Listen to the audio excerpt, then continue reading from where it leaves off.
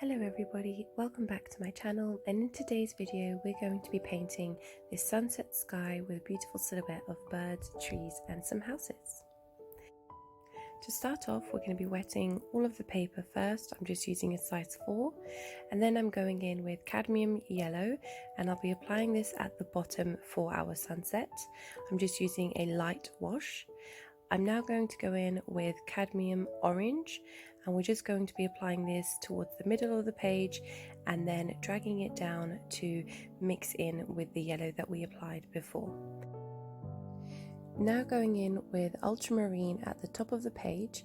I'm just using a light wash, not having too much colour, and I'm just doing the same technique I used for the orange and yellow, and I'm just using a little bit of cerulean blue in between the ultramarine and cadmium orange to blend the two together.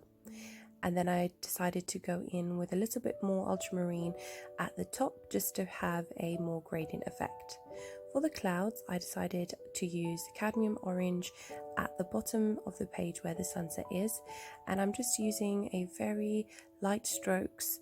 I'm not really making cloud shapes, we just want more quite light and fluffy clouds in the distance.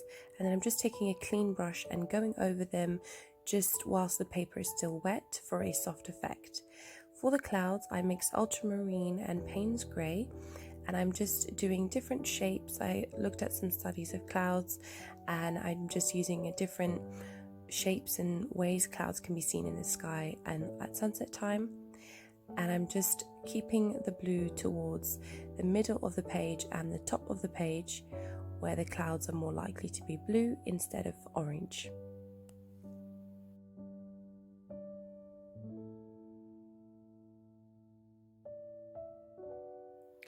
I'm just taking my brush and just lightly adding some swirl-like shapes and just some lines, some more closer together and some further apart. And I'm just applying this sort of where the blue is in the background. And then as I get towards the top of the page, I'm going to make the clouds a bit more thick and larger, so they appear to be more closer to us in the painting. And as I get down the page, I'll be making them smaller so that they appear to be more further away.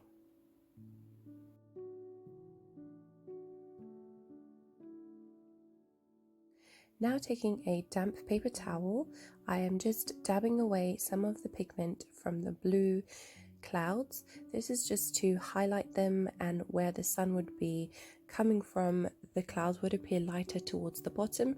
So I'm just going towards the bottom of the clouds and I'm just removing some of the pigment just for a bit more dimension and to make them look slightly more realistic.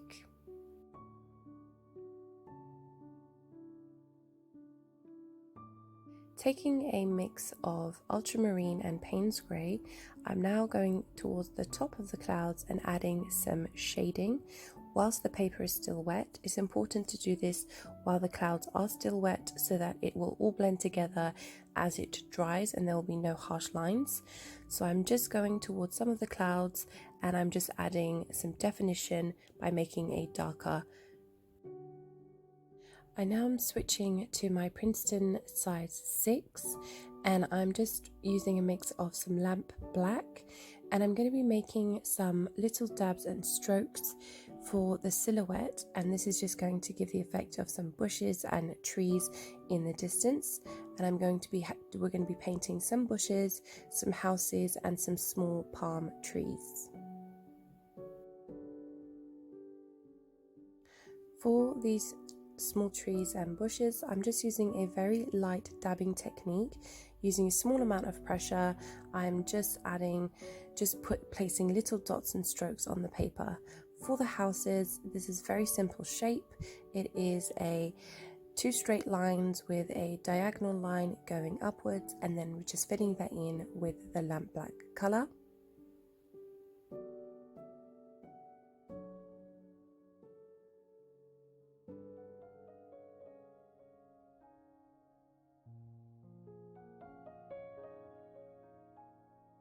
Now painting the palm trees, we're going to be starting with the trunks. Trunks are usually more larger and thicker at the bottom, and then they thin as they go towards the top. And then for the palm tree leaves, we're just going to be painting some lines coming out in almost a star-like shape, and then on each of these lines we're going to be doing very small little flicks to give the effect of the leaves.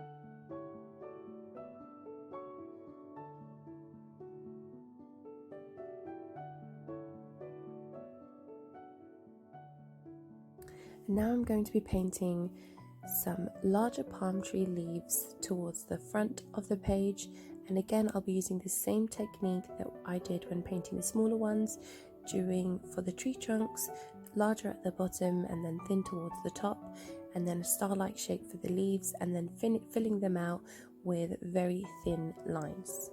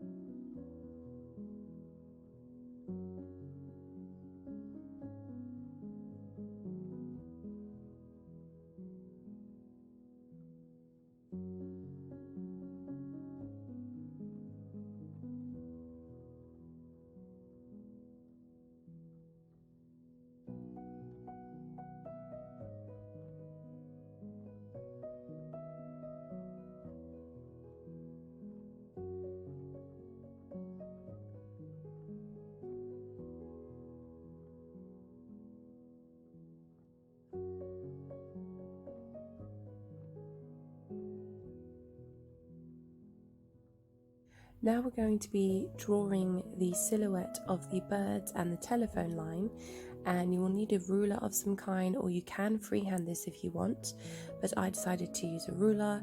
I actually didn't have one that was large enough for my paper, so I just used a straight box that I had to make the line, which is fine.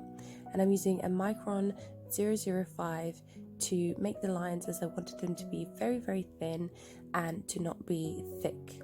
And I'm just painting a line that is not completely straight, so starting from the bottom, from the side, it sort of goes up slightly, and then again I do the same with the bottom line.